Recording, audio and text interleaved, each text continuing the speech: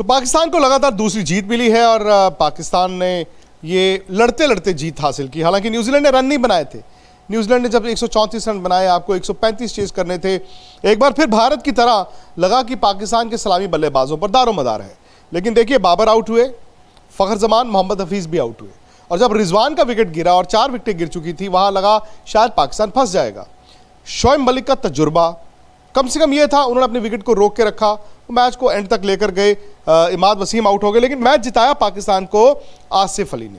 वो 3 छक्के मारे उन्होंने और एक लड़ा हुआ टाइट सा मैच पाकिस्तान ने जीत लिया। अब इस मैच से क्या निकलेगा भारत के लिए? भारत को न्यूजीलैंड को खेलना है। न्यूजीलैंड हारा जरूर, लेकिन न्यूजीलैंड इस बात को समझता है कि उनके गेंदबाजों ने ओस के बावजूद लड़ने का जज्बा दिखाया, जो भारत के गेंदबाजों ने नहीं दिखाया था। न्यूजीलैंड के स्पिनर्स ने ओस के बावजूद गेंद अच्छा फेंका।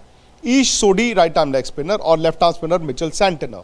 अब भारत को यह देखना होगा कि न्यूजीलैंड के खिलाफ क्या वो वरुण चक्रवर्ती के साथ ही दोबारा से रिस्क लेंगे कि वो मिस्ट्री स्पिनर है, या फिर राहुल चहर को लेकर आना चाहेंगे जो राइट आर्म लेग स्पिनर है और जिनका बॉल टर्न होता है। यह भारत के सामने एक मुश्किल कॉल होगी। दूसरी बात यह भी निकल कर आई है कि पाकिस्तान इस मैच के बाद शायद सेमीफाइनल तकरीबन पक्का है। एक अफगानिस्तान का उनका मैच है बड़ा, उस मैच को जीतेंगे तो वो चले जाएंगे। पाकिस्तान दोनों मैचों में टॉस भी जीता है और ये तो अगर आप सारे नतीजों में देखेंगे आहिस्ता आहिस्ता, खासतौर से जो 7:30 बजे शाम वाला मैच है, ओस और टॉस, ये 2 चीज़ें बड़ी इंपॉर्टेंट हो गई हैं। यहाँ से किस्मत कहते हैं ना, Fortune favours the brave.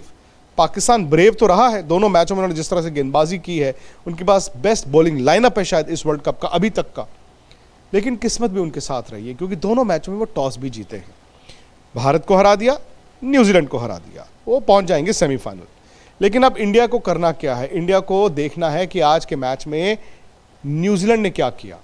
New Zealand का मिडिल ऑर्डर भी कोलैप्स हुआ, रन उनके भी नहीं आए, लेकिन उन्होंने अपने खेलने के अंदाज को नहीं बदला।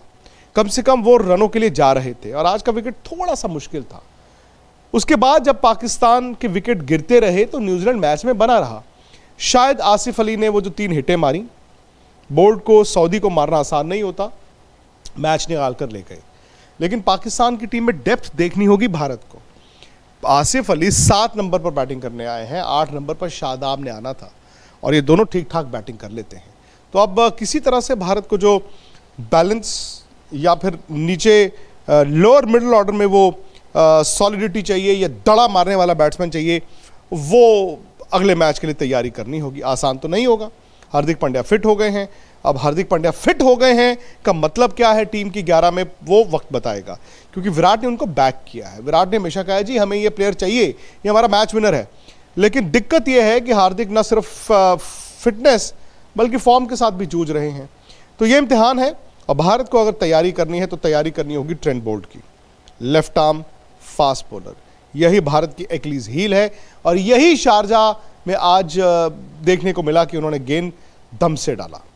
अब भारत को संडे की तैयारी करनी है। आई एम श्योर टाइम ज़रूर है भारत के पास, लेकिन करने को भी बहुत कुछ है।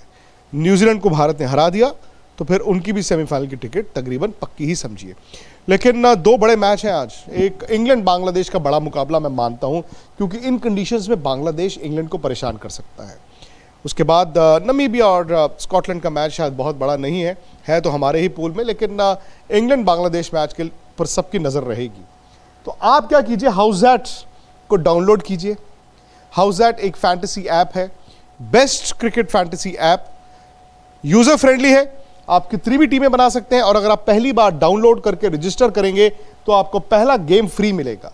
आपको उस गेम के चार्जेस नहीं देने पड़ेंगे। 2 गुना कैश आप जीते हैं अगर आप सुरेश रैना, इरफान पठान, युवराज सिंह में उनको चैलेंज करके बीट द लेजेंड्स में उनको हराते हैं।